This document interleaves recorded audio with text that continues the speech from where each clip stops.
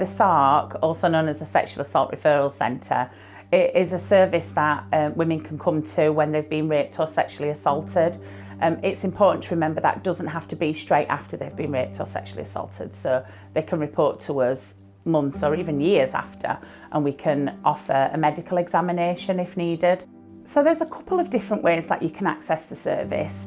Most of our referrals are from the police, so if you have been raped or sexually assaulted and you want to report that to the police will call us up and book an appointment for you to come and see our healthcare team. So that will be a forensic nurse examiner like myself and one of our crisis workers. The other way to get into our service is that you can self-refer. You don't need the police.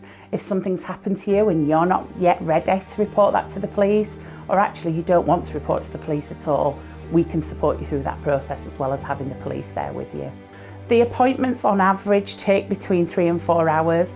Now that sounds like a really long time, doesn't it? But actually what that is it's getting to know somebody, talking to them about their needs, asking them what medical exhibits and what forensic swabs that they want us to take. What happens with those is we can store them at the SARC for you. So if you're not yet ready to report that to the police, we can store them on site, and then if you choose to go on to report to the police later on down the line, we've got that forensic evidence for you if you want to make a report. And then really importantly, there's other things that we can do. We can talk about any emergency contraception or medication that might be needed. And then a really important part of it is referrals onto other therapeutic services. Everybody, after they've had an examination, can have a shower.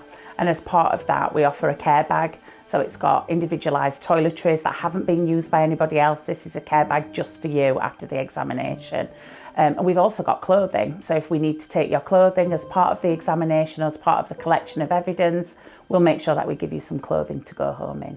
All of my nurse colleagues and my crisis worker colleagues just want to support you, whether that means you come for a medical or whether we just make some referrals for you, or whether you just tell us what's happened and we're a safe pair of ears for you to tell.